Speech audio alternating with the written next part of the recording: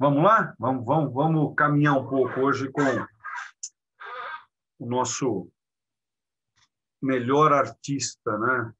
Modernista do Brasil, né? Pois é, vamos lá.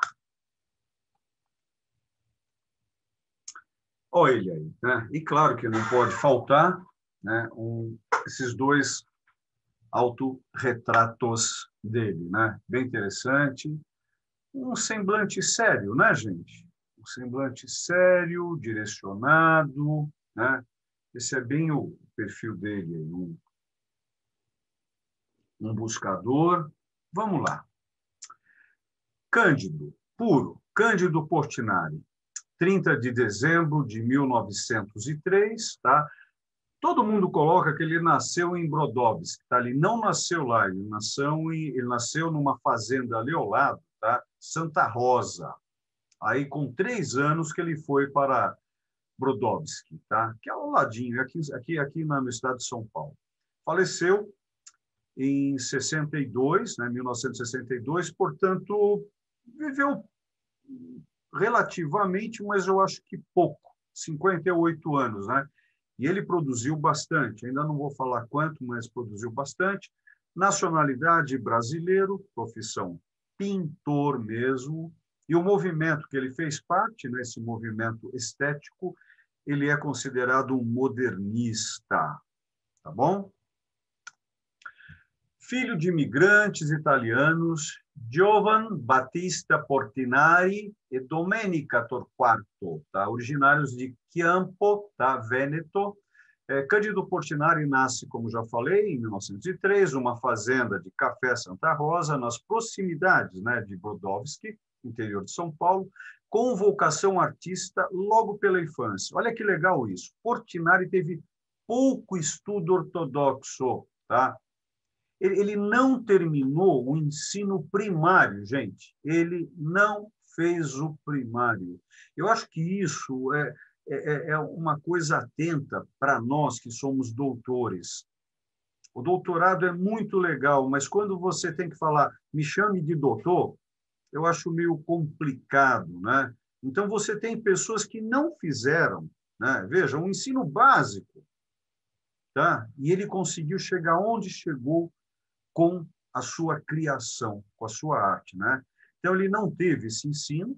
Aos 14 anos de idade, uma trupe de pintores, vocês gostaram do trupe, lembra disso? Uma trupe de pintores e escultores italianos que atuavam ali em torno, né, de restauração de igrejas, passa por essa região e recruta, né, como se fosse um militar, um ajudante, aí o Portinari.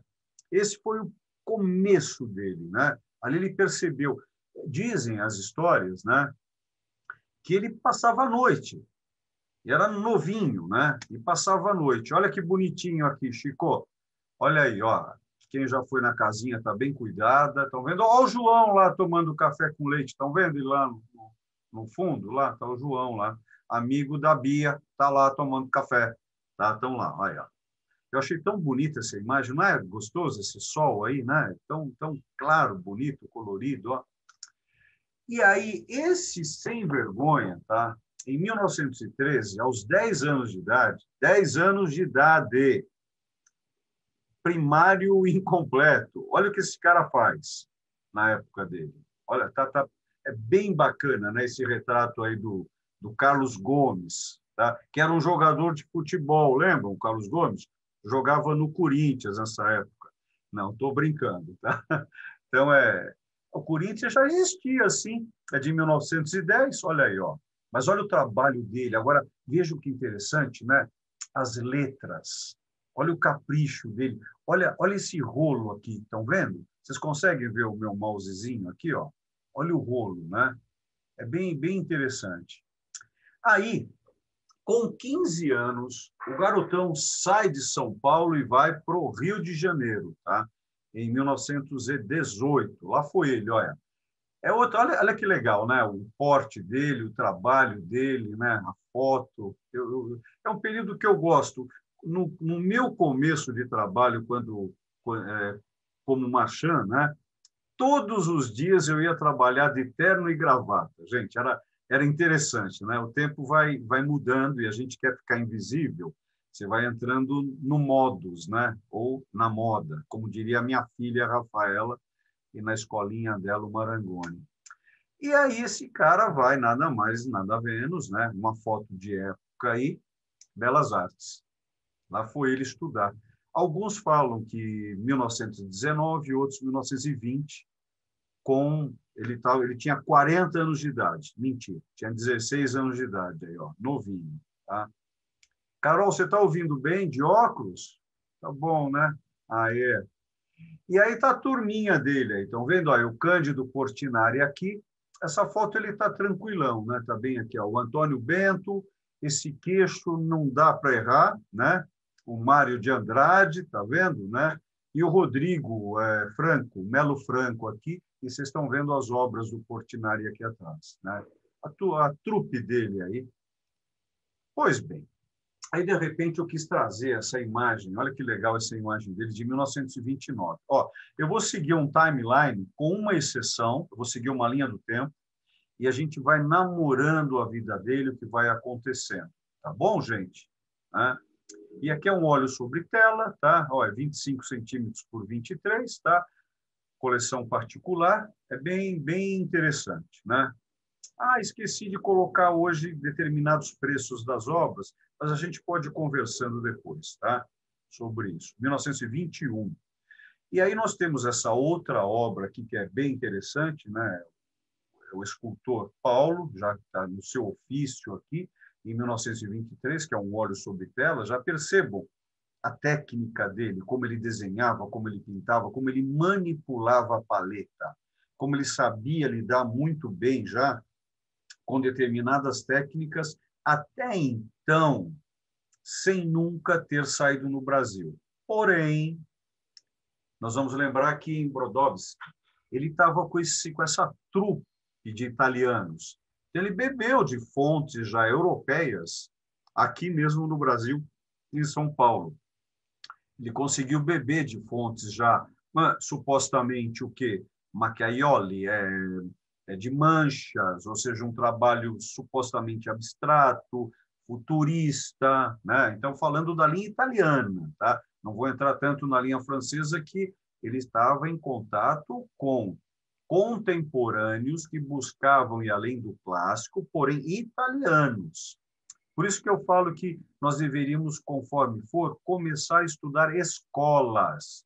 Então, a escola futurista, a escola de Macchiaioli, a escola surrealista. A gente vê o que esses caras criaram, né? Quando criaram, o que aconteceu para se criar uma escola dadaísta.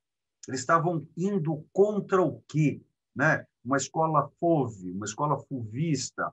O que acontecia na sociedade na época, na história, nas guerras, né? Quem eram eles que criaram? Por isso que eu estou supondo que nos próximos encontros após esse curso, a gente entre nessa questão da formação das escolas.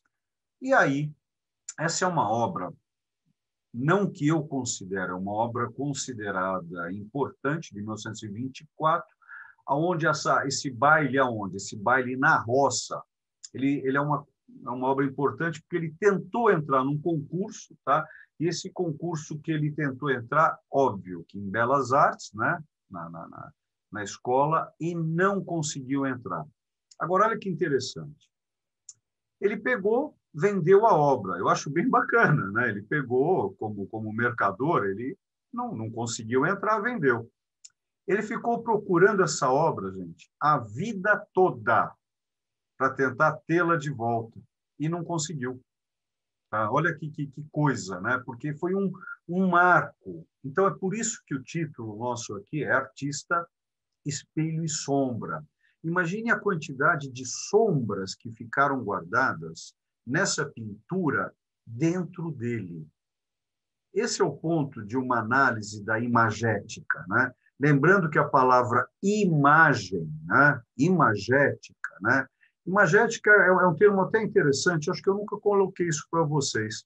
Esse termo ele surge, basicamente, há 2000 anos atrás, nessa questão do latim, aonde eram os desenhos pintados em sarcófago de defuntos.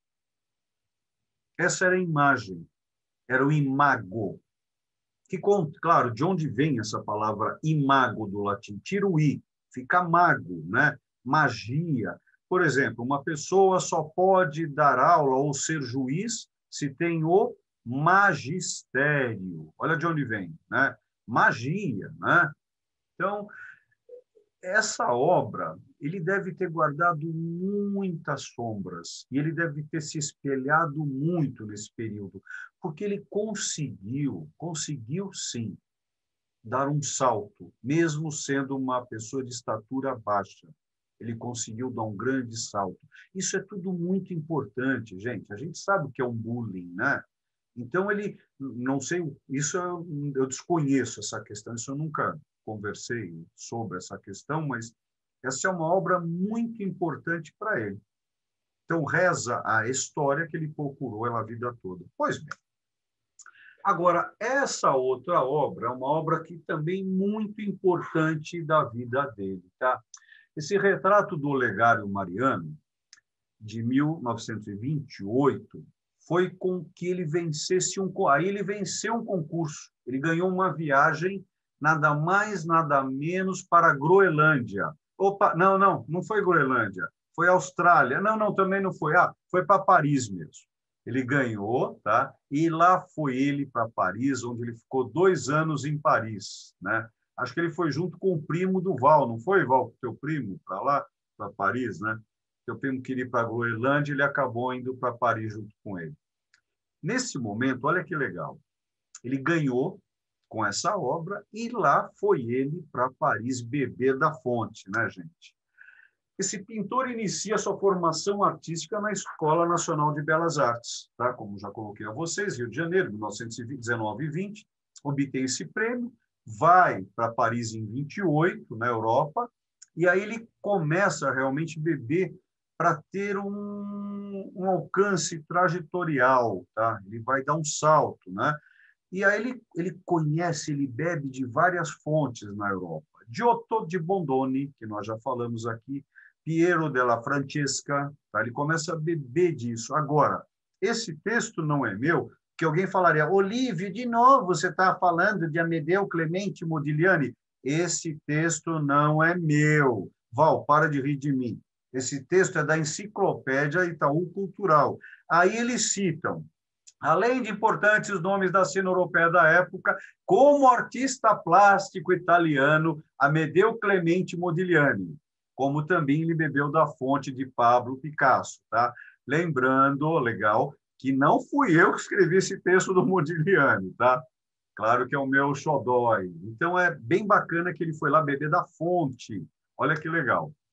E aí, anda para lá, anda para cá. Claro que ele teve algumas namoradas aqui, e namoradas importantes na Belas Artes, até de corpo diplomático, sabe? Ele, uma pessoa interessante aí. Ele tinha um papo bom, profundo, né? Não é à toa que o João é inteligente, né, gente? Teve a origem dele, né, Bia? É bem assim, né? É. Agora, lá ele conhece a vitória da vida, que tem antes da vitória da vida a Maria. E ela, além disso, é Martinelli. Ele conhece a Maria Vitória Martinelli, que ela é da Bahia. Não, mentira. Ela é uruguaia, tá? E aí é a mulher da vida toda dele. Olha que bacana, gente. Eu nunca consegui isso, mas olha que bacana. O cara conseguiu, sabe, encontrar. Isso é bem nos nossos rabinos, né? Ele conseguiu encontrar não a alma gêmea, tá? Mas a outra metade. Não sei se a gente já falou sobre isso. Não falamos ainda na aula de Kabbalah, né? A diferença de alma gêmea e de outra metade. É igual você cortar, né, numa caixa. Isso é um conto rabínico. Você corta, você pega uma caixa, corta 100 maçãs ao meio. E aí você vai buscar a outra metade. Essa é a chave da vida, né? E esse cara encontrou a outra metade dele. Olha que legal. E um dia, esse é o meu primeiro furo do timeline, e o único, tá? Que estão vendo que eu saí aqui de 28, fui para 32, quis trazer essa pintura dela, que está bem sóbria, né? Está bonita, assim, né?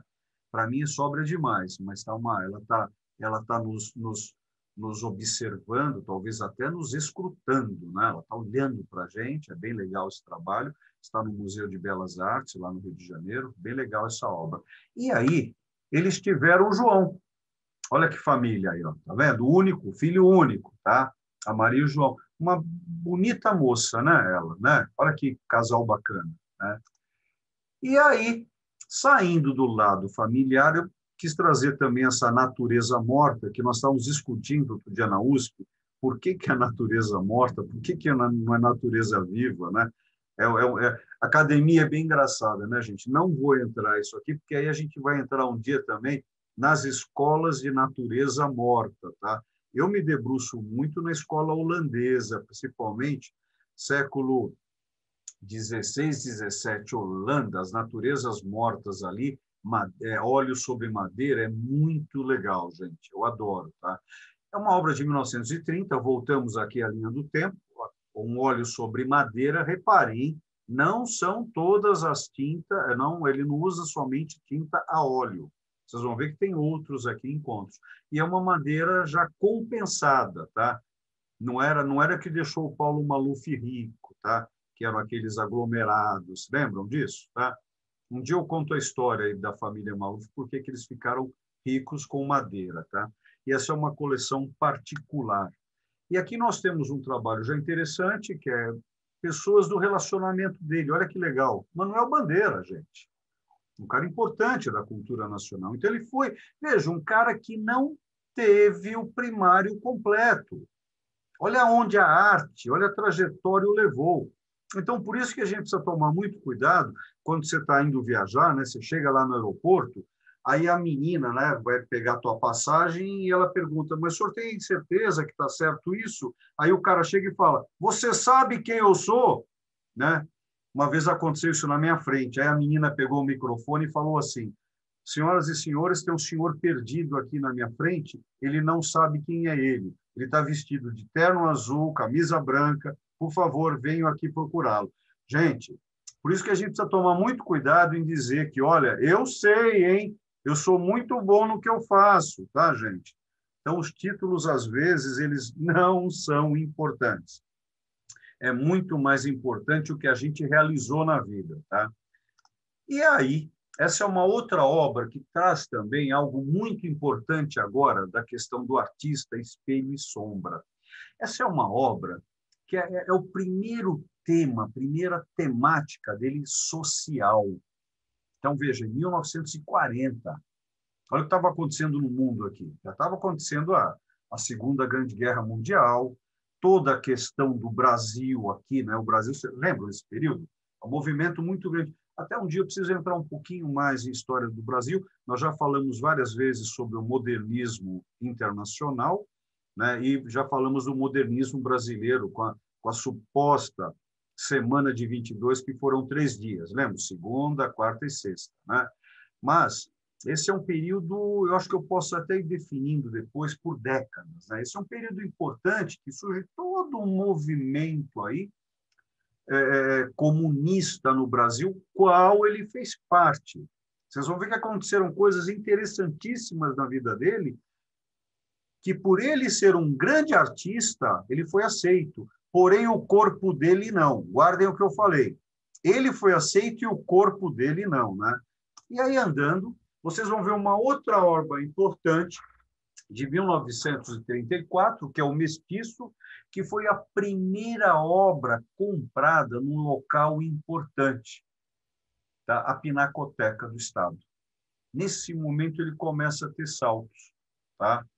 Então, essa obra é importante. Hoje eu não vou fazer tanto análise, porque nós temos muitas obras para ver o trabalho dele. Tá, gente? É como o Chagall, lembra? O Chagall a gente falou uma ponta de iceberg mesmo, né? E aqui é mais ou menos. Ele produziu muitas obras, tá? E aqui nós temos uma obra de 1934, né, que é uma técnica de óleo sobre tela, que está no MASP, né, no nosso Museu de Arte de São Paulo, Assis Chateaubriand, né? E é onde você tem todo um trabalho que mostra, olha a grandiosidade dessa obra, né? Qual que é a grandiosidade? Você está vendo que é um local de colheita de café, é um negro, tá? Veja a musculatura, o corpo do negro, a cabeça do negro olhando para o lado. Ele era fascinado pelos pés dos trabalhadores, tá? Na fazenda de café. Agora, isso tudo cabe um estudo, né? E talvez ele, criança. Lembram quando vocês voltaram para a casa de infância de vocês e vocês falaram: nossa, essa casa era muito maior para mim quando eu era pequeno, né? Então, tem toda uma proporcionalidade aí, né? E tem todo um estudo e sombra nessas obras dele. Percebam a quantidade de nuvens, o horizonte infinito, né, de plantio. Então, o que ele está querendo dizer com uma obra dessa, com os pés desse tamanho, né? Tem toda uma questão aí social que ele está trazendo para nós. Pois bem, é o que acontece com algo que ele nunca vai esquecer, a cidade de origem dele. Por mais que ele já estava crescendo, evoluindo, ele não esquece dele e os amigos jogando futebol. Olha que interessante. Isso é em 1935. Ele não vai esquecer isso. Ele deve ter tido uma infância. Só um instantinho que eu vou dar um gole aqui no meu café frio que eu adoro. Ele deve ter tido uma infância muito legal, porque vocês estão vendo as crianças alegres, brincando. Olha a bola ali, né? O campo. É bem interessante, é bem pudico, puro, né? E é um cara com questões, olha aí, ó, questões sociais. É isso que vocês têm que analisar. O artista ele não é único, são várias, como dizem os gregos, são várias personas, tá? E olha esse trabalho de 1935, também Museu de Belas Artes, um óleo sobre tela, né? Uma tela de 1,30 m por quase 2 metros, uma obra grande, novamente o cafezal. Aí eu não posso deixar de falar, né, da paleta de cores, né, do desenho, a forma como ele lida com a musculatura dos trabalhadores, né?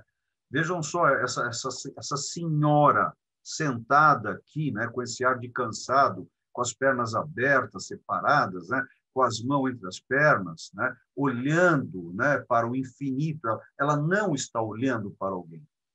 Ela faz parte do momento, mas olha para dentro, olha para o infinito, né? Ela está tentando entender o que está acontecendo aqui.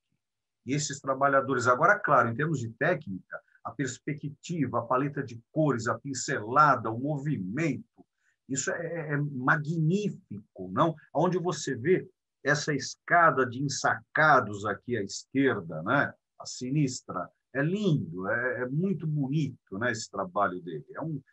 Realmente é um grande artista. O quanto lhe fez bem não terminar o primário.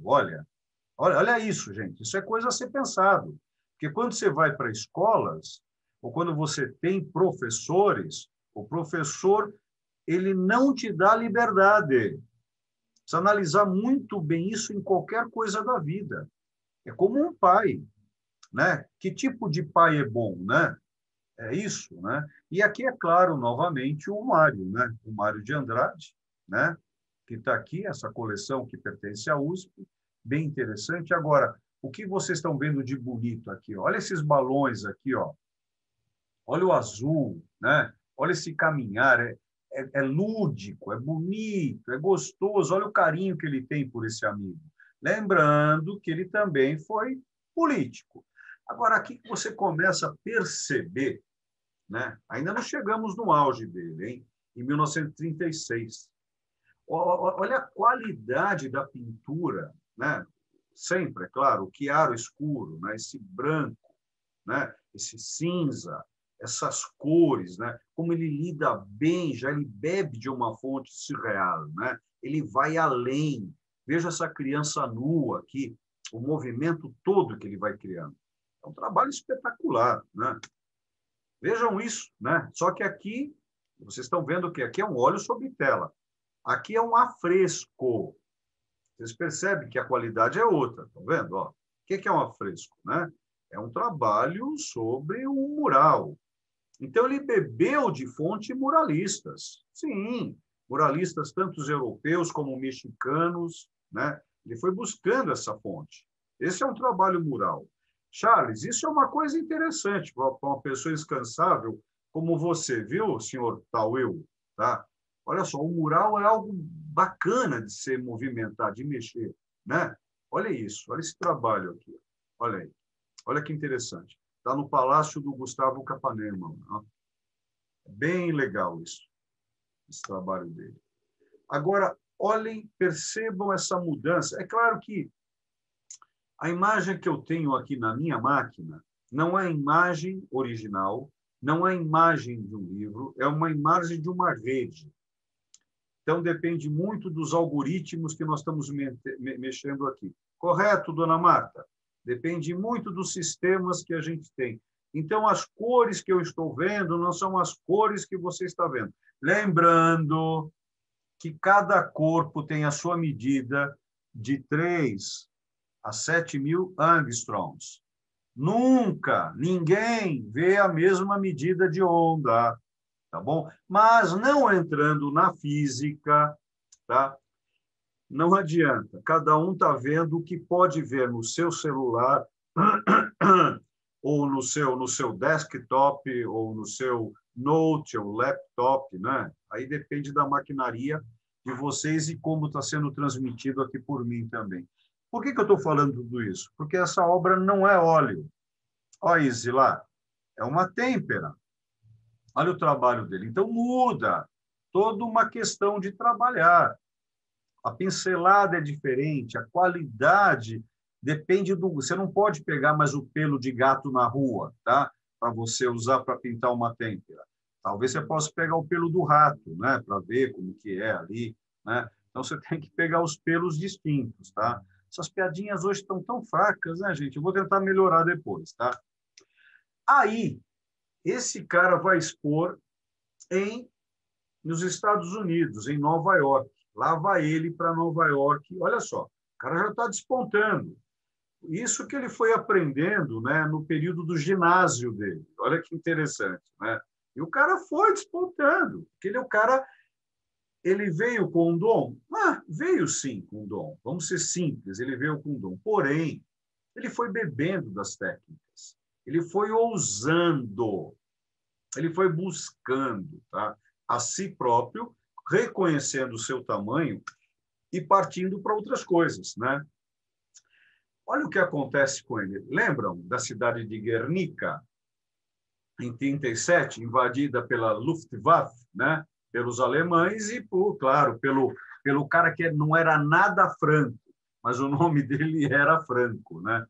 Essa também foi ruim, essa piada. Mas aí ele conhece, ele vê a Guernica, né? E nesse momento ele começa a perceber a tragédia e o sofrimento humano. Ele começa a perceber essas questões sociais brasileiras e mundiais. Aí ele começa a se debruçar sobre essa série bíblica, tá vendo? E a série Os Retirantes. Ele percebeu ali que tinha algo ali, ele foi bebendo das fontes.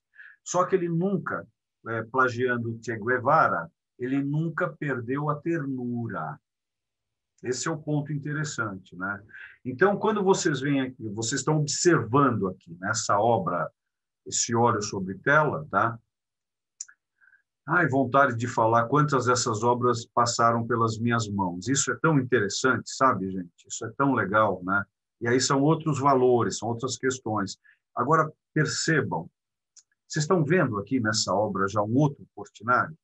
Reparem, eu não sei se vocês conseguem ver meu mouse aqui nesses animais ao médio à direita, estão vendo?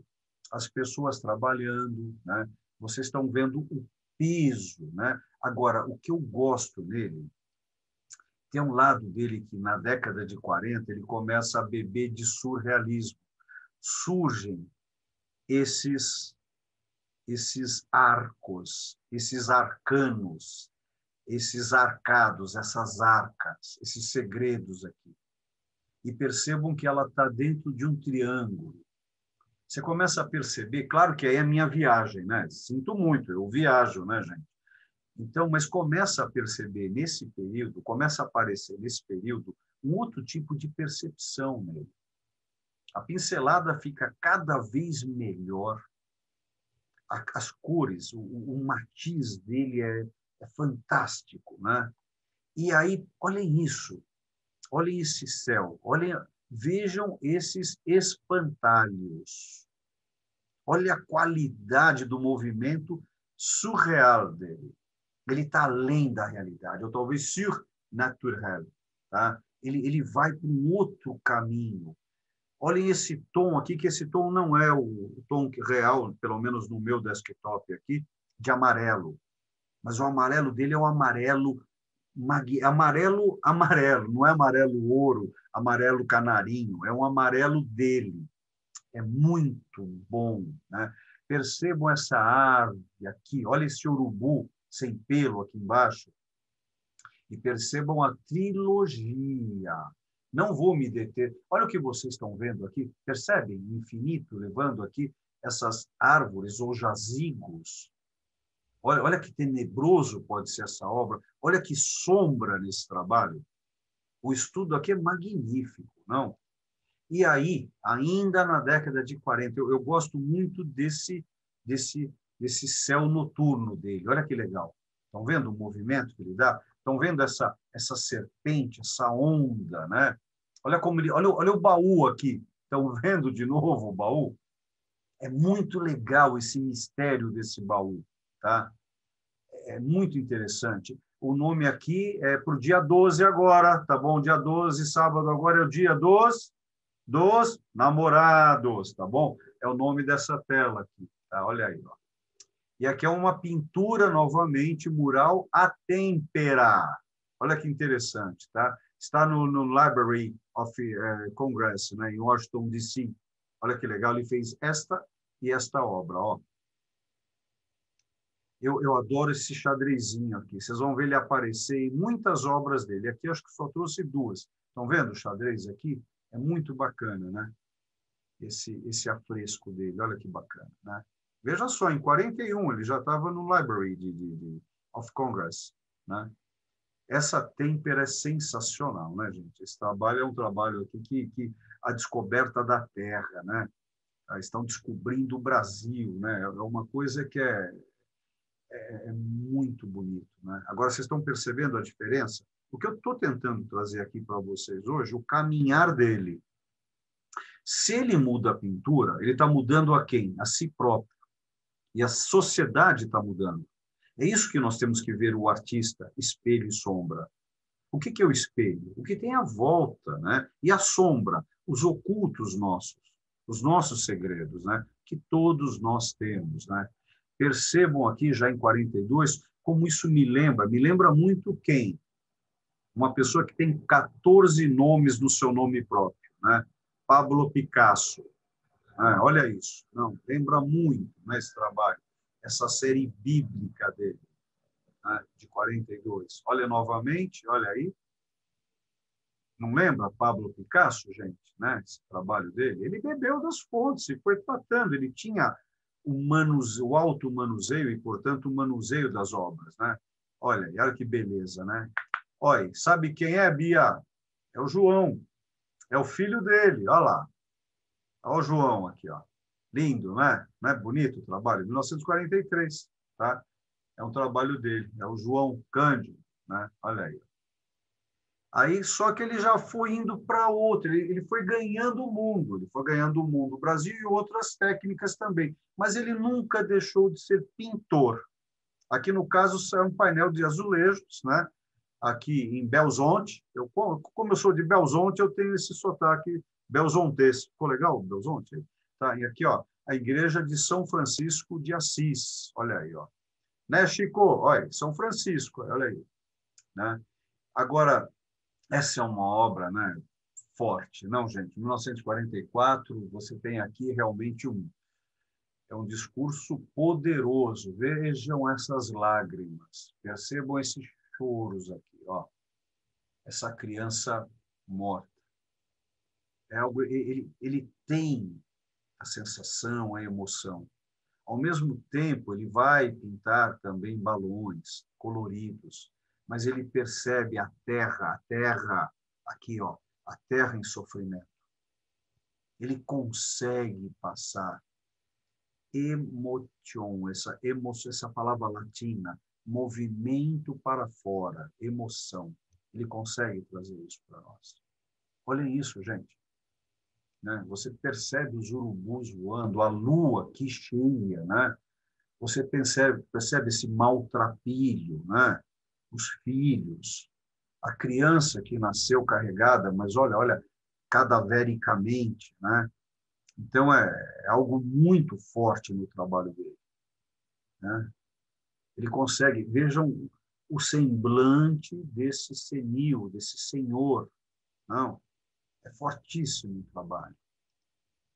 Agora, essa têmpera sobre madeira, né, que é em São Francisco de Assis, você percebe. E ele traz os símbolos ocultistas aqui. Lembra o Aleph? Né? Apontando para cima, apontando para baixo. Olha o lado místico aí, né? Não, isso é minha viagem agora, hein, gente? É um judeu falando, não tem como, né? Então, percebam o formato dessa abóboda. Olha como ele trouxe isso aqui, né? É muito. Só que o colorido aqui, infelizmente, tá muito aquém, mas é o que a gente tem, e ainda bem que a gente tem essa técnica, essa tecnologia, né, para isso. Mas o cara não satisfeito, não sei se vocês sabem disso, ele tentou ser deputado federal.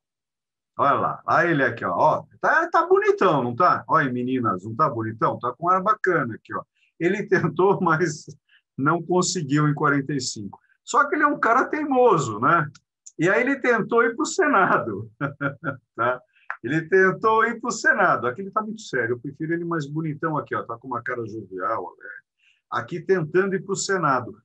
Quase que conseguiu.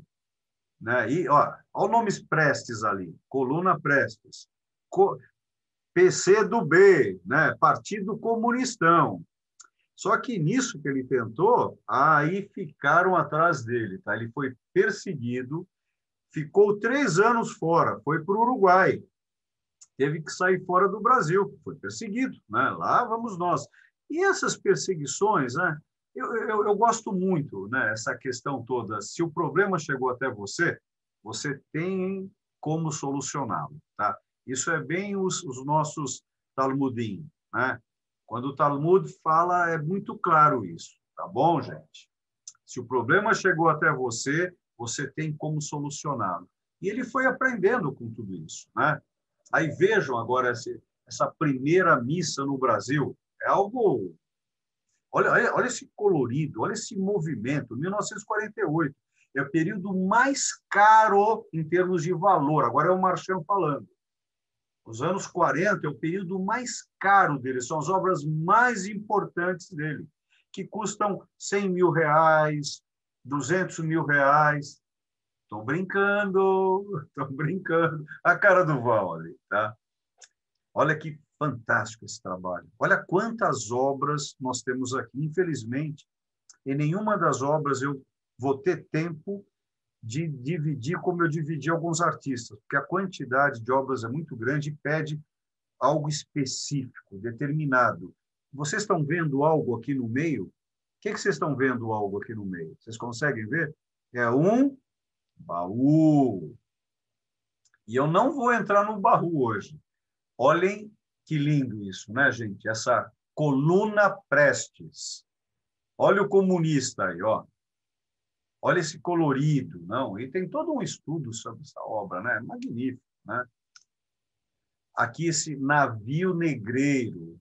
Olha isso, como ele consegue lidar com o navio negreiro trazendo. Olha só que nós estamos falando de 71 anos atrás.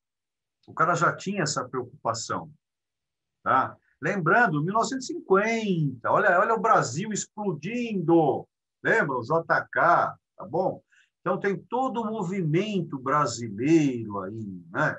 É muito importante. Agora, essa questão política dele é fantástica, né? E aí, o que acontece em 1951, lá está ele. Aonde? Na primeira Bienal. Fez parte da primeira Bienal, né? Nossa, que olha. Aqui é o outro trabalho dele também. Olha que infelicidade o colorido, né? Olha que diferença de cores, estão vendo? Ó, né? Olha isso, né? Ficou como se perdeu aqui, mas foi, desculpe, o melhor que eu consegui. Essa é uma obra de uma coleção particular, tá? De A Chegada de Dom João VI aqui. Olha que olha a infinitude dele.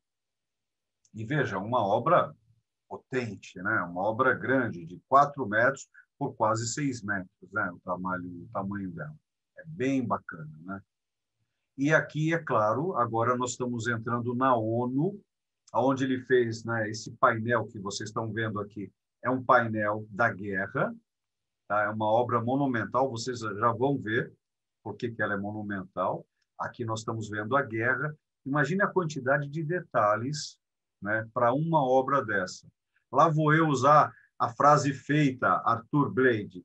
Eu poderia ficar durante horas falando sobre essa obra. Eu adoro quando os meus colegas falam assim, né? Tem toda uma potência. Não que eu não fale também, tá? E aqui nós estamos agora no painel da ONU também, do outro lado, o painel da paz. Vejam como colorido ele é diferente, mas eu também gosto desse colorido aqui da guerra, né? E aqui da paz, e agora está na ONU, né? Estava na ONU. Aqui, só para vocês sentirem um pouquinho o trabalho dele. Agora, acho que é legal colocar isso. Quem já foi aqui na Capela Sistina, lembram do juízo final? Isso aqui é maior do que o juízo final, gente. São 180 metros quadrados. É maior, não maior do que a capela toda. Estou falando maior do que o juízo final. Aquilo que está na parede, não no teto não no teto da Capela Sistina, tá bom? Olha isso. Agora aqui dá para vocês terem uma noção do tamanho da obra dele. E vejam as cores, né? Essa aqui que está de óculos aqui à frente, tá vendo? É a minha tia. Eu fui com ela quando essa exposição. Brincadeira. Ó, aqui dá, olha que legal agora aqui, ó, olha só. Olha lá, olha lá. Ó, Alfredo, lembra do Alfredo, primo do Juvenal? É esse cara aqui de amarelo, ó. Ele esqueceu de levar a peruca dele. Olha o tamanho dessa obra, gente. É monumental, né? Olha o cara. E ele aprendeu tudo isso no primário, gente. Tá? Olha que legal. Olha como esse cara veio. Olha o nefesh dele. Olha a alma desse cara. Olha que alma esse cara tem, né? Fantástico, né? Agora, essa série Cenas Brasileiras, olha esse Bumba Meu Boi, né? É algo aqui que é da revista Cruzeiro, tá? Olha que legal, né? Lindo, lindo. Olha como ele lida com os tecidos, não? E eu acho a assinatura dele tão simples, tão sem potência, sem prepotência, sabe? Que a potência dele está na obra. Vejam a qualidade de como ele junta essas cores, como ele manuseia a perspectiva, como ele faz com que você está ouvindo o clarinete ali, você está vendo que esse cangaceiro está olhando, né? Você sente a sandália dele, você vê a inclinação do piso, né? Olha isso. Isso aqui é acervo do Banco Itaú. Olha a qualidade quando você percebe essa pessoa purificando o café. Ele está jogando o café no ar, né? Você está vendo que você sente o barulho, ó, elas caindo, né? É fantástico. E é a melhor data do mundo, 1957. Só nasceram bobões nessa data, tá bom, Em gente? julho, né? Em julho ainda, só nasceram bobões, em 1957. Olha que fantástico o trabalho desse cara. Obrigado, viu, Carolina Grossa? Te odeio, mané. Agora, gente, olha esse sol, né? Olha essa série de retirantes. Olha o peso disso, não? Você percebe essa forma longilínea, né? Que nos toca, que nos olham, que nos observam, que nos escrutam. Percebam as vestimentas, os pés descalços. Você sente o formato quadrangular de andar descalço, de não ter sapato. Não. Essa outra base, esse tripé que ele utiliza, porque não tem como se garantir com o bipé. Não. É isso. Agora, esse colorido do transporte do café e essa perspectiva ad infinitum, né? Onde ele manipula claramente. Agora, você tem aqui uma questão social, você tem um matiz, você tem uma paleta, você tem sofrimento, você tem uma explosão de cores, você tem vida. Vida, olha a palavra agora que eu gosto de tomar cuidado. Vida é tudo. Nesse momento tem gente nascendo, morrendo, alegre, chorando porque está alegre, chorando porque perdeu alguém. Está tudo acontecendo nesse momento. Eu sinto isso nas obras de Portinari. A plenitude, né? Até o ponto dele trazer um Dom Quixote para nós, que é magnífico, né? Olha o Sancho lá atrás. O Sancho que ali ele tá, não dá para ver a pança dele, né? Que é legal, né? Olha que interessante o trabalho dele. E claro, os moinhos, né? Os moinhos de vento, que eles usavam aquele moinho para fazer a tecnologia funcionar naquela época. Mentira, né? E claro que também, né? Ele foi uma pessoa do seu tempo. Ele faz esse trabalho sobre a industrialização. Olha, está claríssimo aqui. Olha como ele foi andando com o tempo. Mas já estamos chegando no final da vida dele, né? E claro que não pode faltar um trabalho da netinha dele. Dentre essas 5 mil obras, ele fez 24 pinturas, pelos dados que eu tenho, da neta dele, né? E essa é uma das obras, olha o colorido, olha o movimento, tá? E aí, isso é 1961, gente. Tem a datinha até de quando foi feita. É a única que eu trouxe aqui com data. Olha a importância da obra, né? Portinari continuava pintando e viajando com frequência para exposições nos Estados Unidos, Europa e Eretz. Lá foi ele para a terrinha, gente, né? No começo de 1962, a prefeitura de Barcelona convida-o, Portinari, para fazer uma grande exposição com nada mais, nada menos do que 200 telas. No dia 6 de fevereiro do mesmo ano, Cândido Portinari falece. De quê, né? Intoxicação, óbvio, né? Pela quantidade de chumbo, né? Nas tintas, principalmente no branco, né? Que detém muito chumbo, pelas tintas que utilizava nas telas. Encontra-se sepultado, né? Não podia ser em outro lugar, né? Que São João Batista. Lembrando que São João, dia 24 agora de junho, é a noite mais longa do ano. Por isso que ele é a base da maçonaria, né, gente? Tem toda uma mística por detrás de São João. E aqui eu vou jogar uma coisa para vocês agora. Vocês estão vendo aí? Não, não estão, né? Tá vendo, né, Val? Tá vendo que não tem nada. Então, vamos lá. Tá o texto ainda. Agora vai. Agora, Val, aí. Te amo! Ei, meu cúmplice querido! Te amo, sem vergonha. Qual a importância do Portinari, gente? Essa é a resposta, pelo menos para mim.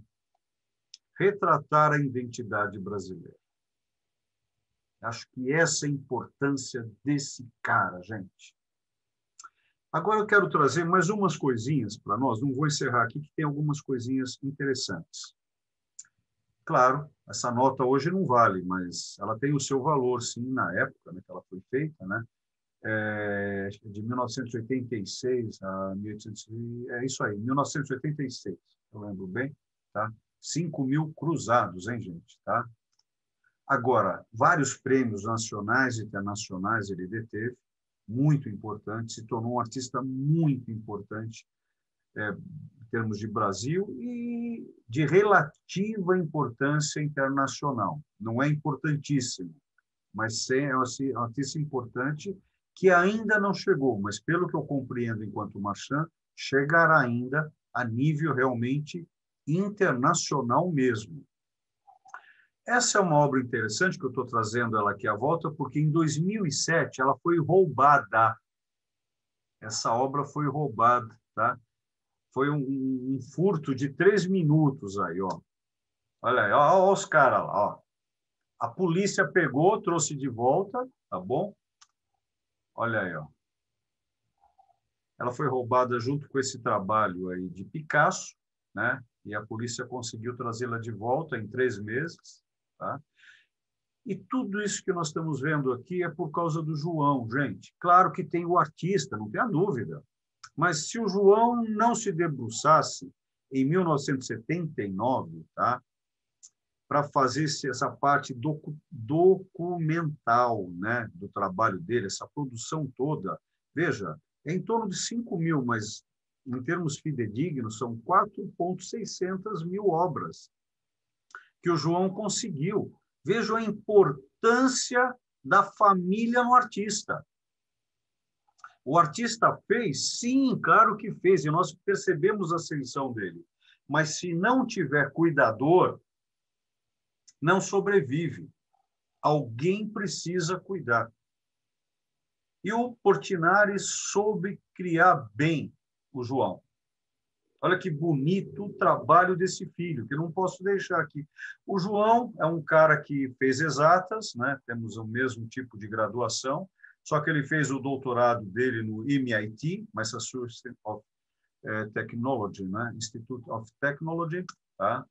E aqui é o site do Portinari, para quem quiser, que eu acho importantíssimo. O João é de uma perfeição fabulosa no trabalho dele, tá? Então, entre nesse site, aí vocês vão ver que beleza o trabalho do Portinari e que beleza o trabalho sanguíneo do filho dele, tá? E se preparem para a última aula da semana que vem.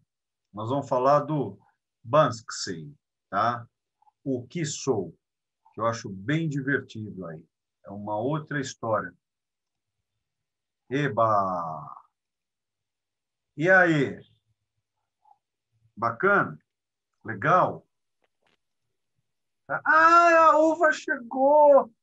Vem também! Olha aí, meninas! Deixa eu ver quem mais que eu não tinha visto aqui. Carol está dormindo. O Blade está jantando. Deixa eu ver aqui quem mais. O Val está com cara de cínico. Gê, posso te fazer uma pergunta? Não, não é momento de fazer pergunta. Dou por encerrado a aula. Boa noite a todos. Até nunca mais. Fala, Carolina.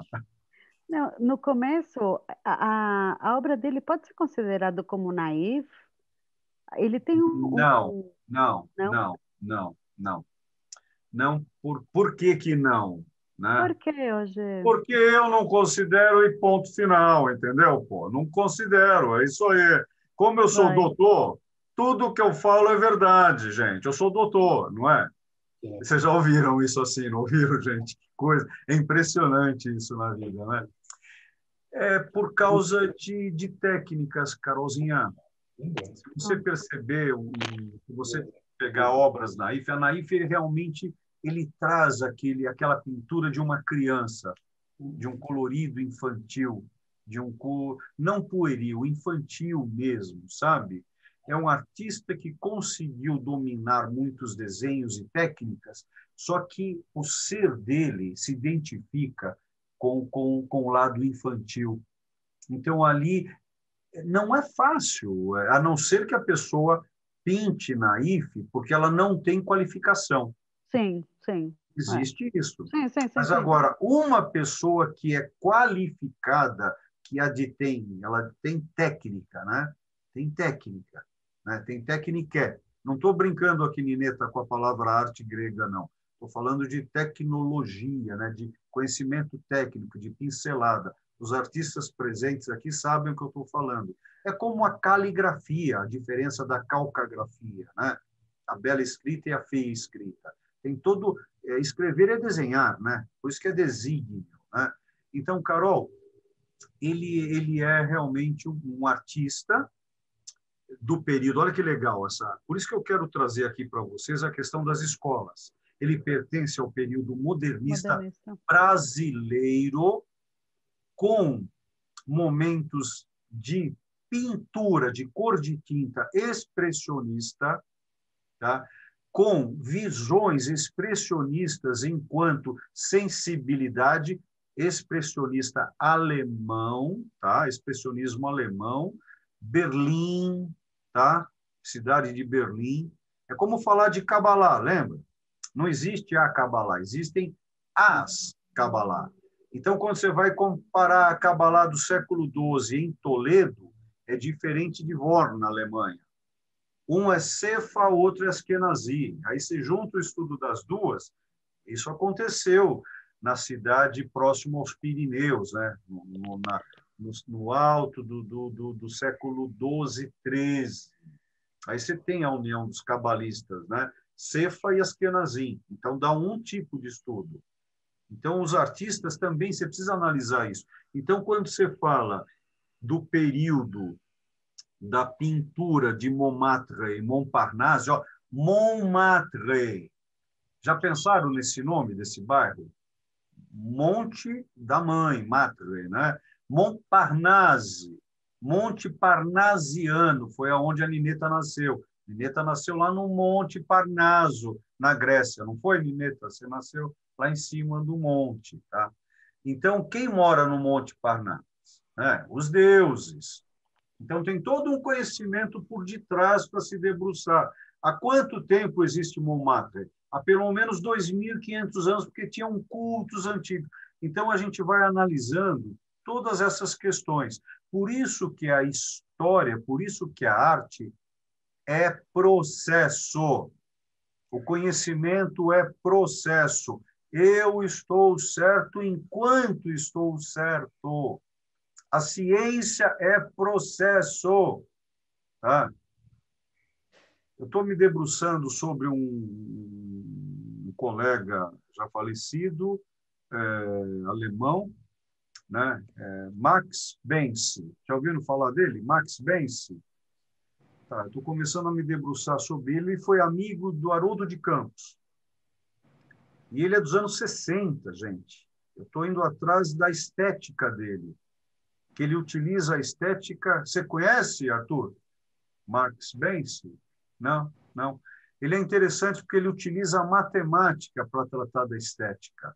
Como nós aqui. Eu estou no meio da tela para vocês, agora eu não estou no meio da tela. Isso é estética matemática. Ó, estão vendo? Ó, isso é estética matemática.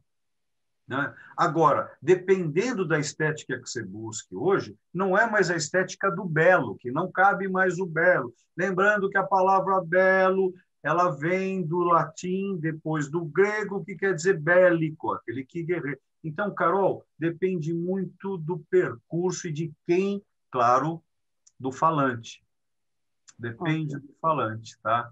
Agora, se você quiser fazer o teu próximo doutorado sobre a questão naif na obra, cabe. Também cabe. Uhum. Cabe. Você está achando que é. E aí, por que não? Uhum. Aí você Tem, vai tem que desbancar o teu defender. livro. O que, querida? Tem que defender o que eu estou Tem que falando. defender. Aí você vai ter 5 doutores à sua frente, mais o teu orientador, que ele pode ser não oriente, mas sim occidere. Ele pode não orientar, ele pode morrer. A parte rindo aí, lembrando aí das aulas do Valmir, né? Porque oriente quer dizer nascer do sol, e occidere, ocidente, quer dizer morrer do sol, Morrer né? do sol. Às vezes o seu orientador pode ser, né? Pode ser ocidentador, né, gente? Depende. Olívio, e também os naivos, eles usam as cores puras, eles não criam cores, não é? A paleta. Perfeito. Nineta veio me defender. Obrigada, Ninetinha. Olha o time aí. Briga comigo, Carol. Briga, vem brigar comigo. Ô, Nunca. pessoal. Jamais. Não, mas você pode brigar. Fala, Uva! A marca dele são as mãos e os pés? Puta, que legal. Eu vou mudar o landmark aí, que o teu namorado sabe o que é, tá bom? Eu vou falar da assinatura dele. A assinatura dele é uma pincelada não cheia, aonde ele vai deixando, através da tinta a óleo que o matou, níveis de perspectiva. Só que a uva, Olívio, ela fez um pergunto sobre a figura, não a pincelada, Olívio Otário. Tá bom, eu dou um passo para trás. A figura mesmo. Primeiro, eu acho que é a pintura, que é a assinatura dele. Tá? Mas quanto ele dava... Alvinha, ele deu muito importante aos pés e às mãos, sim. Deu por quê? Porque é a base da vida. Vejam nós, a manufatura das coisas, a planta dos pés. Isso tudo é muito importante para ele, e ele nasceu aonde? Numa fazenda de plantio de café. Então, lá ele viu os negros, lá ele percebeu essa dor, ele percebeu todo esse movimento. Tá? E veja que ele teve toda uma base italiana, de papai, de mamãe, e do primeiro emprego dele. Né? Então, ele bebeu de várias fontes. Eu acho que ele era um cara que eu não conheci. Né? Ele era um cara perspicaz. Não é à toa que o filho dele se tornou um matemático. Né? Tem que analisar isso também. Então, eu acho que você tem a sua razão, mas acho que tem que analisar a pincelada. Acho que são as duas coisas, Alva. Tá bom, querida? Tá bonito o teu cabelo. Gostei do shampoo que você está usando. Tá? Você é muito fofo. Mas gente, eu sou visual, gente. Ó, mais um pouquinho, nada contra. Mais um pouquinho eu era meio boiolão, porque, imagina, eu olho o sapato, eu olho bolsa, eu olho o penteado, eu olho cor. Quando a Beatriz entrou aqui, eu fui ver as cores dela. Desculpa interromper. Não. Ela vem lá, olha o que você vai falar. Você, boiolão, não tem como, cara. Desculpa. Fala. Aí seria um milagre da natureza. Ui! Até parece, né, gente? Eu tenho grandes amigos que são sensacionais. Eles conseguem, né, lidar com macho e fêmea dentro de si próprio. Isso é magnífico, gente. Né? Saber lidar com essas forças internas é lindo, não? Imagina poder criar tudo isso. Né? E aí, gente, que mais? Que mais aí? Que mais? Tá bom já? Hoje deu para... Não dá para bastar Portinari, né? É muita coisa, né? Posso te perguntar uma coisa? Não, Nineta, você agora está virando complô junto com a Carol. Fala, queridona. Eu tenho que sair. Beijo. Beijo, bom te ver. Beijo, Tchau. bom te ver no clube, bom te ver aqui. Beijo. Tchau, querida. Tchau. Então, Olívio, então você quis dizer que a marca dele, do trabalho dele, é a assinatura, que é uma perspectiva? Não. A marca dele, para mim... Ó, o Marchand, que se considera um Marchand, ele não vai... Um beijo, Uva! Beijo, bom te ver. Adorei. Eu também adorei teu cabelo, tá bem bacana. Um beijo, gente, um beijo. O Marchand, com a idade, com o tempo, né, ele não olha mais a assinatura. Eu acho tão engraçado, agora que eu estou perito judicial no Tribunal de Justiça do Estado de São Paulo, eu vejo algumas defesas ainda quando o cara vai se debruçar sobre a assinatura para ver se a assinatura é autêntica ou não. Pô, então quer dizer que a assinatura é boa, o quadro é bom? Não. Entendem isso? Não. A assinatura do artista é a pincelada dele. Não é possível. É como um Volpe. Poxa, quantos Volpes eu vendi, analisei? Não adianta, eu li para o Volpe, é na hora, é bom ou é falso. O cara precisa ser muito bom para me enganar no Volpe. Não que eu não seja enganável, claro que eu sou.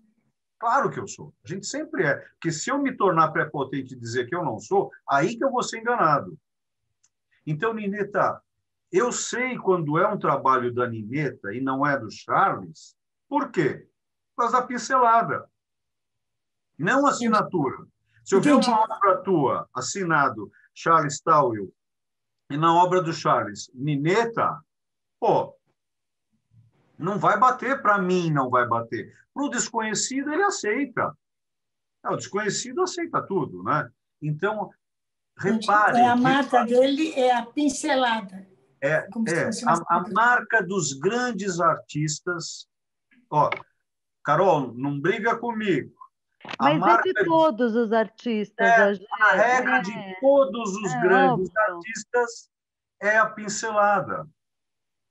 É a pincelada. Não acreditem. Aí é que está o. Eu adorava os falsificadores dos anos 70, dos anos 80 aqui no Brasil. Eles faziam uma pintura e faziam a melhor assinatura possível, porque as pessoas eram enganadas pela assinatura. Né? Exemplo, Walter Levy, não? Não quero, está sendo gravado isso, não quero falar sobre isso. Tá bom. Faz parte. Faz parte. Entendem? Você precisa começar a ver a pincelada.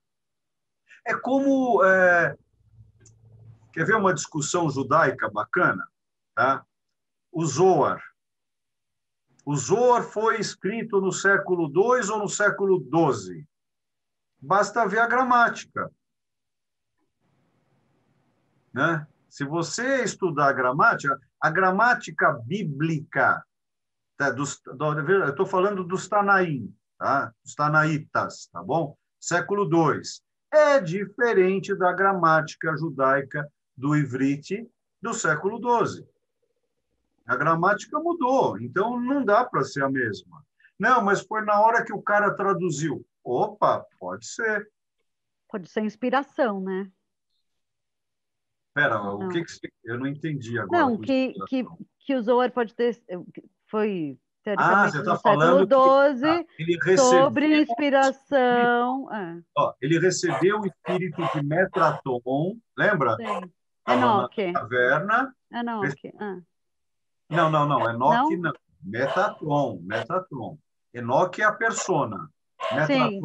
Metatron é o anjo. Tá. Sim. Aí, o anjo, né? Tem um cachorro latindo, meu estômago está com fome. Sim.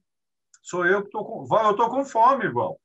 Próxima vez você tem pizza. Então, eu acho que você não está errada nisso, não. Porque, de repente, se for uma inspiração divina, né? Sim. Não, mas, Olívia, estamos falando de ciência aqui. Gente, ciência é estranha. Eu sei. A minha base eu sou de exatas. Mas, tem um judeu aqui dentro, né? Então, judeu é religioso, judeu é religião, não é? Então, tem um crente. É como eu não vou acreditar que existiu Moshe, Abraão, tá? Então, tem toda uma questão interna aí. Para mim, não importa se Moshe... Para mim, não importa mais se Moshe existiu ou não. Importa o que eu tenho dentro de mim sobre ele. Então, Carol, pode ser. Pode ser. Eu, às vezes, acho que o Charlesinho, o Pollock entra nele. Eu acho, às vezes. Né, Charles? É interessante, né? Vou mostrar uma coisa? Quem é? Pode. Dá para ver?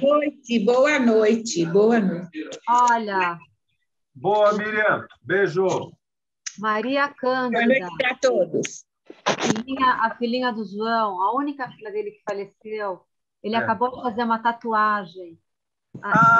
Olha o João, ele fez uma tatuagem da... Você viu que eu não toquei nesse assunto hoje, né? Você viu que eu não toquei. É que tem um lado triste aí que a filha dele veio falecer, a filha do João, tá, gente? Foi uma coisa tão... não tem morte boba, né? Nós, judeus, sabemos que não tem morte boba, né? A gente luta por uma vida, né? Mas é isso, Beatriz. É um cara muito sensível, né? Nossa, muito. Bem sensível, bem sensível.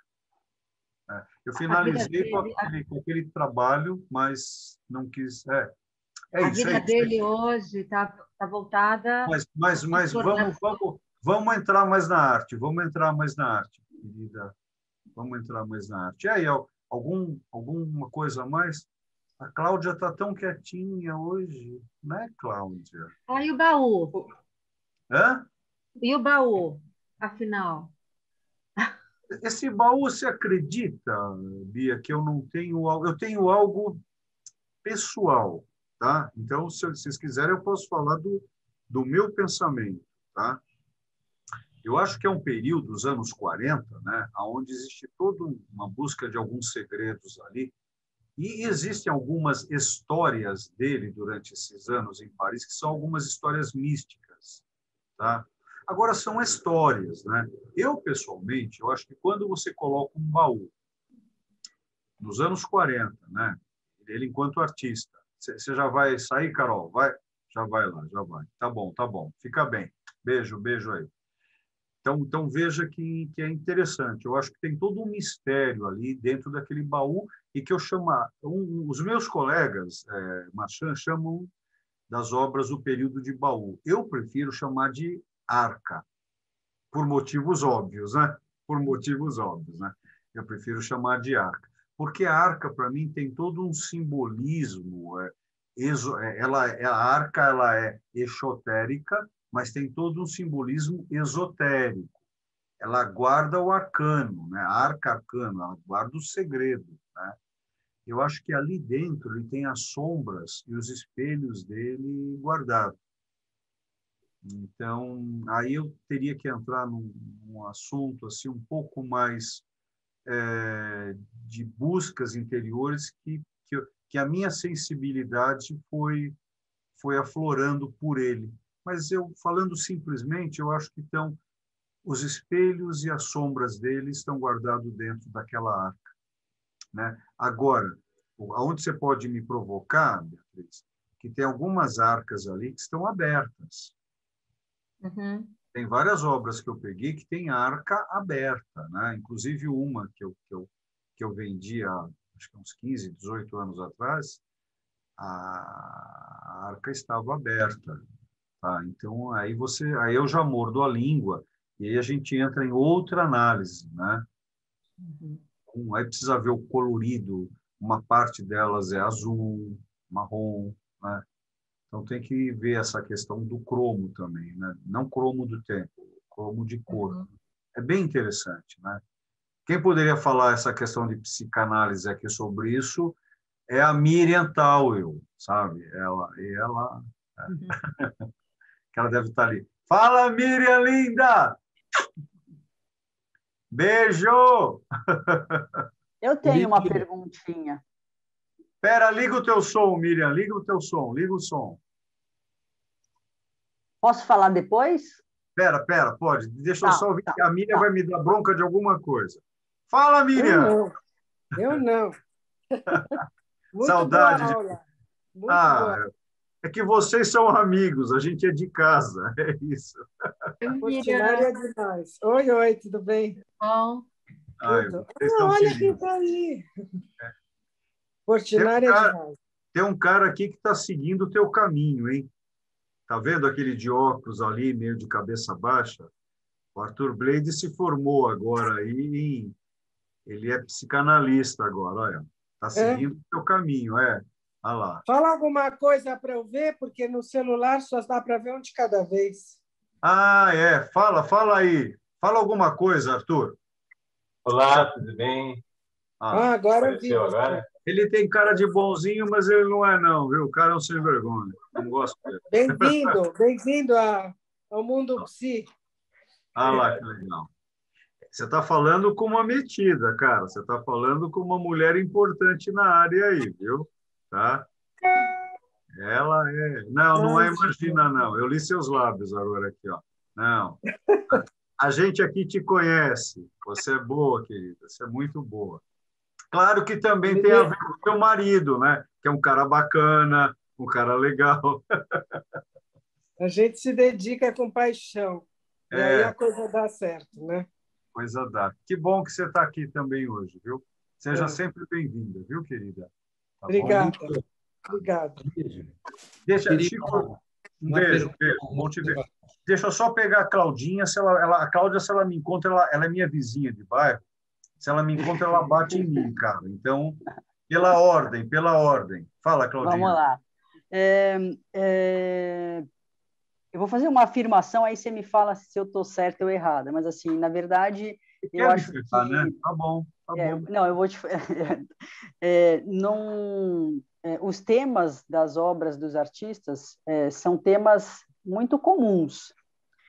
Talvez o que diferencia o cara que fica na história ou não, o artista, seja mais como ele faz do que o que ele faz. Porque as cenas, por exemplo, do Portinari são cenas do dia a dia, né? Cenas comuns, seja com cunho mais político ou não, mas enfim, são coisas normais.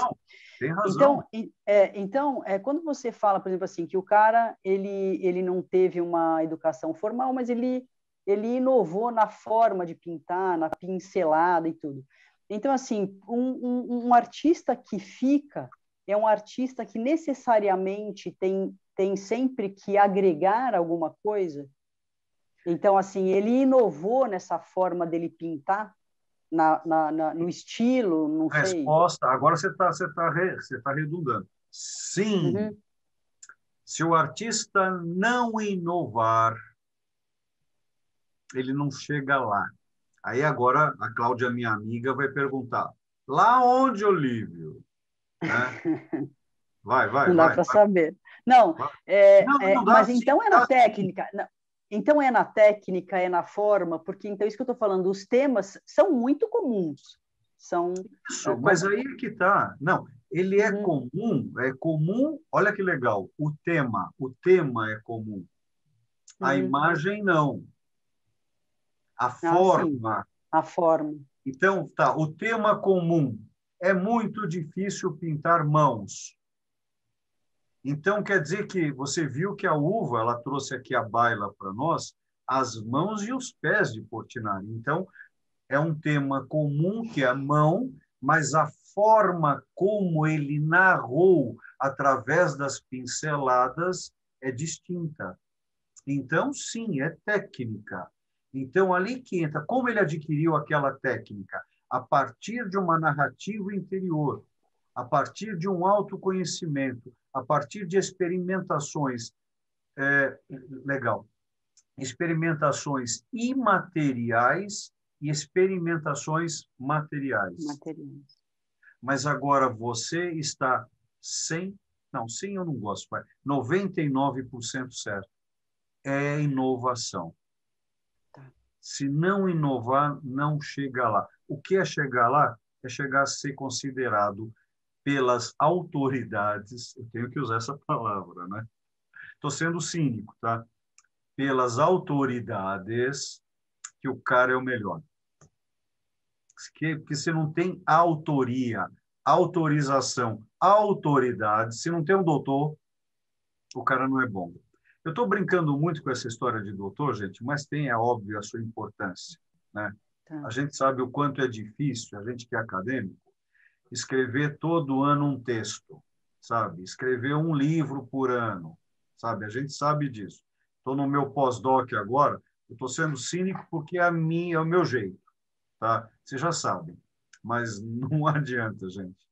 Caminho acadêmico, eu não usaria essa palavra. Como Nelly, minha mãe educada, me ensinou, é um caminho fogo, é um caminho difícil, é um caminho, ele arde, é um caminho de fogo, é difícil.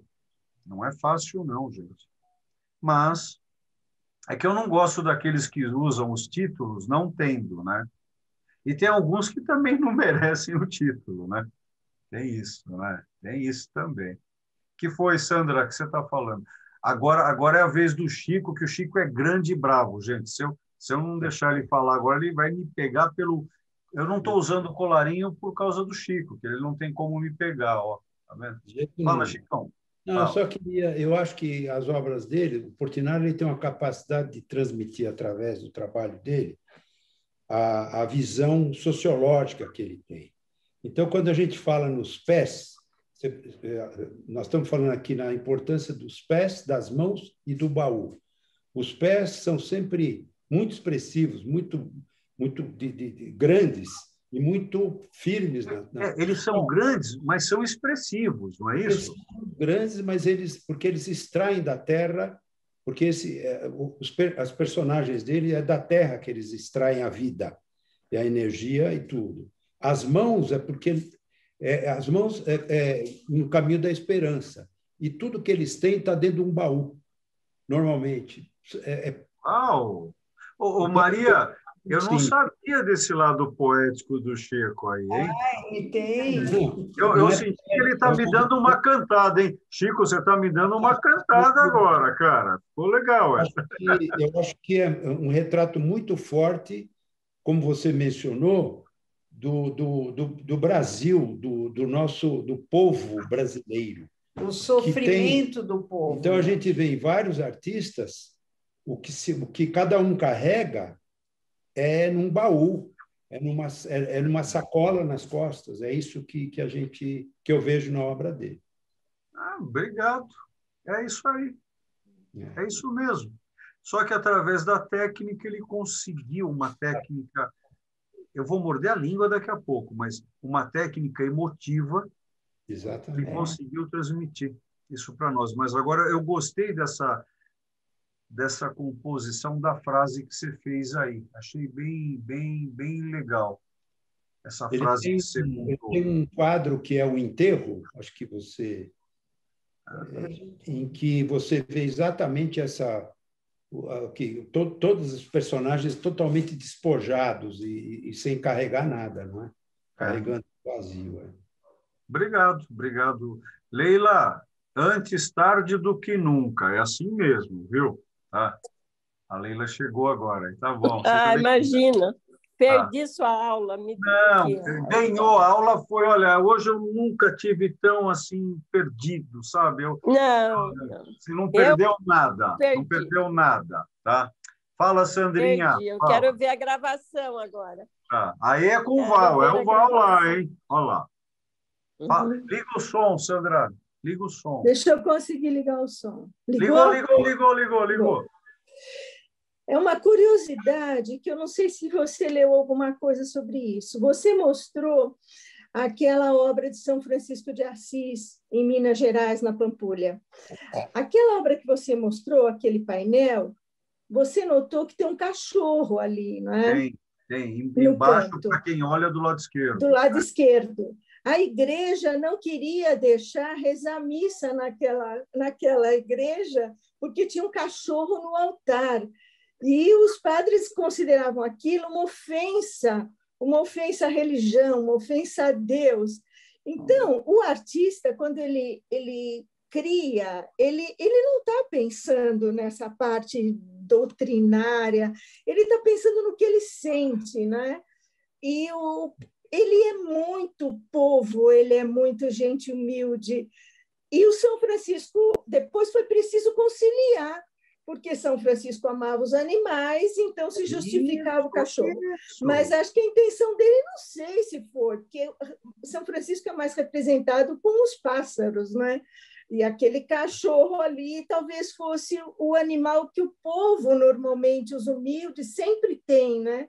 O seu cachorro. Então, a igreja reagiu muito e teve que ter interferência do bispo de não sei mais quem para deixarem rezar a missa na igreja. E hoje é uma beleza aquilo. Eu preciso fazer uma pergunta para todos vocês. Vocês sabiam disso que a Sandra falou? Quem sabia? Quem sabia, levanta a mão. Não, né? Vocês estão vendo a importância da troca depois da aula? Gente, claro que eu gosto de falar, tá? Mas por que eu comecei a dar palestras? Porque eu percebi que o meu tempo de vida não daria para aprender tudo.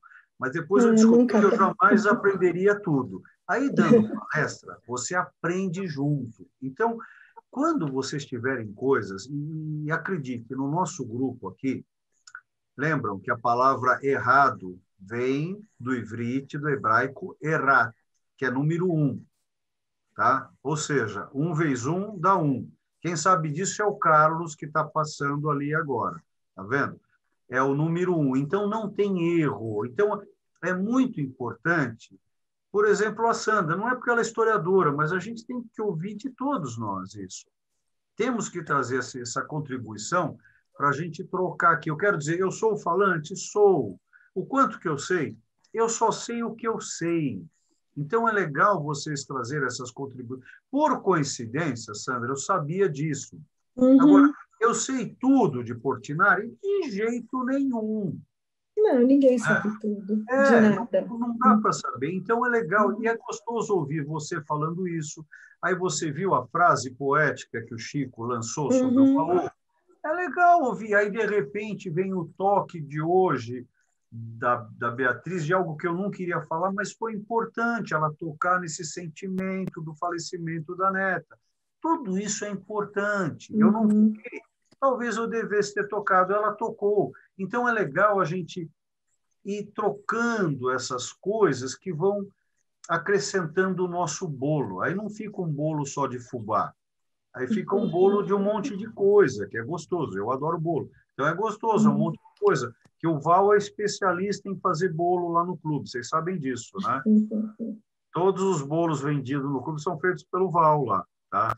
E quem faz o preço é a Leila. Por isso que a Leila chegou tarde hoje, que ela coloca o preço nos bolos, tá bom? Tá bom, gente. Leila, olha, é que chegou no finzinho. Fala, Chico, fala. Você está poético hoje, cara. Manda. Só queria fazer um comentário, que eu acho que tem uma intersecção muito interessante entre a obra dele e a obra do Graciliano Ramos, quando na forma de retratar o tipo brasileiro. Tem, sim. Nordestino, não é? Tem. De não ter nada e, ao mesmo tempo, ter muita expressão. Não, você está trazendo bem que, conforme for para o incauto, aquele que não é um especialista, pode até se equivocar. Você tem aquela obra dele, os clarinetes, né? Os tocadores de clarinete, eu não lembro bem o título, tá? Eu tive essa obra durante um período na nossa galeria e eu vendi bem essa obra, foi bom, eu comprei bem e vendi bem. Tá? Agora, você começa a perceber isso que o Chico está trazendo, você está vendo? Ele já está fazendo uma análise de artistas. Isso é muito legal. Você perceber a pergunta da Cláudia, né? A questão do que faz um artista. Fui eu que falei isso, né? Mas chegar lá, né? O que faz essa diferença, né? E você compara a experiência de vida. Agora, quando eu falo de Chagall, né? Que durou. Quantos anos ele durou? 97. E aí você pega um artista que durou 58, que é o caso do Portinari. Aí você pega um Modigliani, que durou 35. Você começa a calcular esses períodos, você começa a perceber que tem estudos e estudos e estudos que nunca foram realizados ainda. Então, é legal você comparar as idades, as técnicas, a vida. Então, você fala de Francis Bacon. Tá, aí a Sandra me pergunta, mas Francis Bacon, do século XVII, né? Ou o artista pintor do século XX? Né? Então, não, eu estou falando do primo dele, do Robert Bacon, que é um alquimista abade do século XII. Sabe, gente, é uma viagem de conhecimentos que a gente tem. Mas por que eu estou falando tanto agora? Porque é legal vocês se pronunciarem. Porque a gente acrescenta o conteúdo do falante. Tá? É muito legal, muito legal. E sempre, acreditem, o falante ele só sabe o que sabe. Né? Tá bom, gente? Tá? Já são 9h30 e eu não como há 3 dias, gente. Eu estou mentindo bem, né? Estou aprendendo a mentir. Boa noite, Maurício. Obrigada pela aula. Nada, que isso. Tá? Sejam sempre bem-vindos. Eu vou até finalizar com uma canção, tá bom? Volta tocando. Pronto, gente, muito obrigado. Eu sei que eu sou um ótimo cantor, tá bom? Até. Beijo. Boa semana. Um Shabbat Shalom. Tchau, gente. Shabbat Shalom. Beijo, beijo, beijo, beijo. A Paty ficou... Eu tô estranhando a Paty, Val. Ela está muito quieta. Ela vai dar uma patada ainda, hein? Paty, estou brincando, Paty. Fala. Ah, é. Está Quer que eu quieta fale? hoje. Quero, claro que eu quero, sempre. Eu gostei muito daquela foto dos quadros roubados com o policial do lado. A proporção do policial com o ficou quadro. legal. Você está falando da foto mesmo, tirada? É genial, sim, porque os braços, as pernas têm as mesmas proporções do trabalhador. O relógio. E a cabeça. Agora, com a enxada, o outro com o... Eu vou ter que confessar para você, eu editei aquela foto. Não, eu achei na internet. Não, você viu que ela está cortada. Eu diminuí o tamanho dela. A minha, da que está na internet. Eu achei na internet também. Mas eu cortei o tamanho para encaixar. E aí você foi vendo que o bíceps do policial, né, é proporcional ao trabalho do coletor de café. Né? O tamanho, a cor. Você viu que são todos fortes.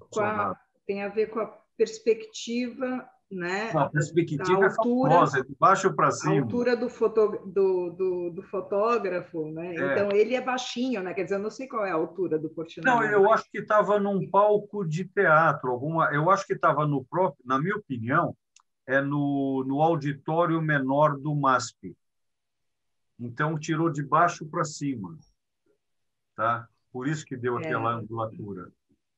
Eu acho que eu vou cantar a música de novo. Tá bom. Não, e outra coisa que eu reparei é que tem no quadro das crianças jogando futebol. Isso. As cabeças são grandes, aquelas crianças têm 3 anos de idade, né? É desproporcional. Você viu? As perninhas tortas. É o oposto dos trabalhadores, né? A criança com grandes sonhos, né? Ou com tudo, né? E os trabalhadores... É muito legal. É muito. Isso é ele. Isso é ele. Tudo isso é ele. Você está deixando a Leila com vontade de ouvir. Ó. Eu não consigo sair. Tchau, então. Chama o Carlos. Chama o Carlos. Saiu. Olha lá. Aí. Eu cheguei muito tarde. Que triste. Muito triste. Mas depois você vê o filminho. Eu estou falando um monte de bobagem hoje, viu, Leila? Tá bom? Sei.